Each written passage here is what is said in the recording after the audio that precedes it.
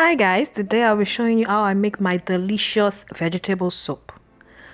So I already boiled my pepper. The description below will contain the list of the pepper that I used. I used the red bell peppers, onions, and bonnet pepper. That is what we call rodo. So here I have my roasted turkey, omazum, fish, dried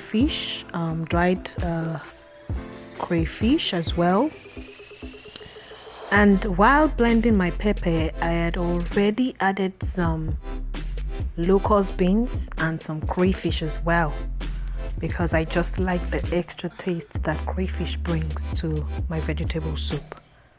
Like I said, the description section below will contain everything I used for this particular soup. Now I'll be adding some extra ground crayfish just for the taste, and I actually rinsed in some locust beans as well. So while growing, let me tell you one thing that I learned while growing up. Even though I'm not particular right now when I make my soup, I'm not really particular about the type of locust beans, but I've always heard that there are two types of locust beans and one is more separated than the other. They call one wuro and the other kwete. So they say that the more separated one, that is more like the blackish one, is always delicious in vegetable soup, the plain vegetable soup. How true is that? I leave you guys to answer. But for me, I don't have any preference. I use whichever one I have, maybe because of the area that I'm in, but I just use whichever locust beans I have. So here I added some extra locust beans already rinsed, and just wanted that to boil in with my assorted meats. I'm adding salt. One thing I usually do is I don't start my cooking. You would have noticed by now that I don't start my cooking with salt and seasoning.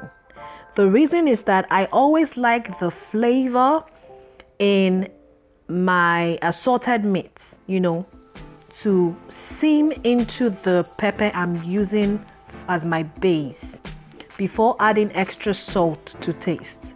So that's what I did here. You notice I already boiled in my roasted turkey, my fish, my crayfish, my gizzard, my chicken, everything I added here. Remember, I have them in bite size. Yeah, they are in bite size already. So I poured them in, and then I added the salt and the seasoning to taste. That's been the way I make most of my stew and soup. So here I'll start putting my spinach. This is chopped spinach, and all I did to thaw it was just to run it under cold running tap water. That's how I thaw my frozen food generally, and I think that's actually the more ideal way. So you thaw under running tap water.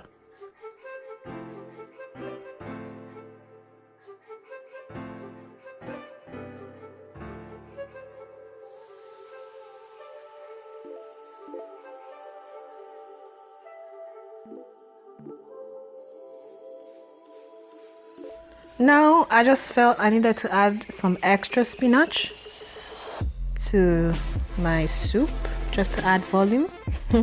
And did I tell you guys, this is no oil vegetable soup, no oil based, absolutely no oil, zero oil vegetable soup. Yes, that's the way to go.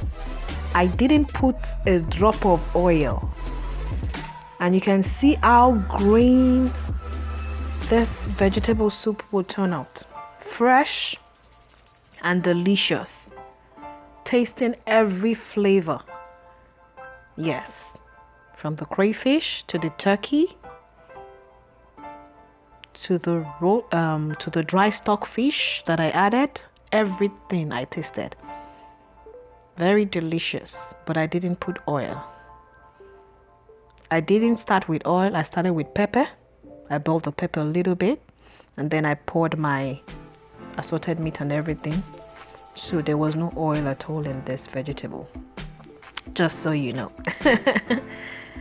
Okay, it's almost ready, and now I'm just turning just to mix it up, and then I'm gonna cover it a little bit, allow it to simmer, and I'll be right back.